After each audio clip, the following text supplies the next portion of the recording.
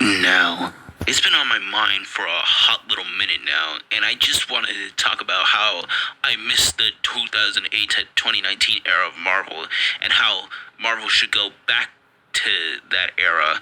No, I'm not just talking about the Marvel Cinematic Universe at its prime, for it's not my main focus on this video. I'm talking about the live-action Marvel movies that came out during that time that was outside the MCU.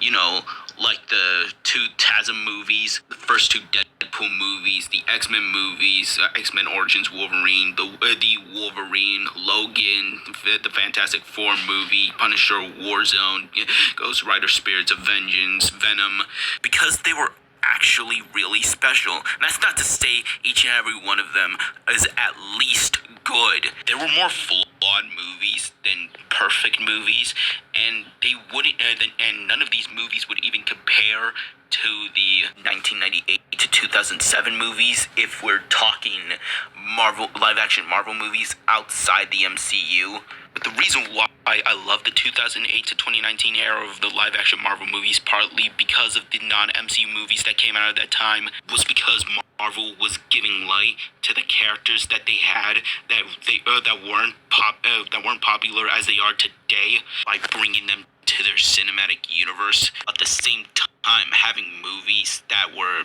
their own thing and outside said cinematic universe. Sometimes I can't help to reminisce about the past when Marvel didn't have the rights to their characters such as Spider-Man, the Hulk, the Fantastic Four, and the X-Men, because good or bad, set movies were unique and special because they were outside the MCU, and I feel like more people should appreciate these movies for that. Because nowadays, because Marvel has the rights back to these characters, they are bringing everybody that wasn't in the MCU to the MCU and or part of the MCU. Much as that sucks, all of the blame goes to the fans. And Marvel and Disney's defense, they're just doing it to please them because the fans are so nostalgic about the MCU and Hugh Jackman's portrayal of Wolverine and Tobey's of Spider-Man.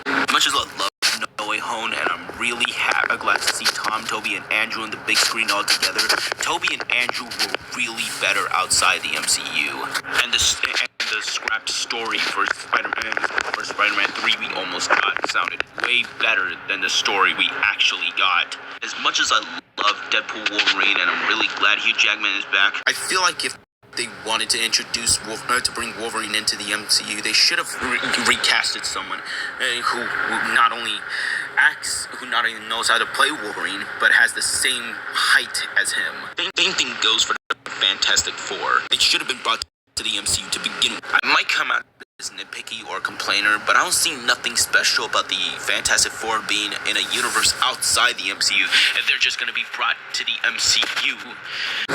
All I'm saying is Marvel needs movies that are not only outside the MCU, but they stay outside the MCU. Not only that, but they need more projects that don't that are their own thing and they remain their own thing. No trace of the MCU. Get the MCU is really popular as hell. Marvel didn't have to bring in MCU references to their projects or have their projects revolve around the MCU. The similar problems go for Marvel's comic book universe 616. It's not only been getting milked as well, but it's bringing in characters from other universes that should remain in their own universe. Similar problems like this is why I love is one thing I love about DC more than Marvel.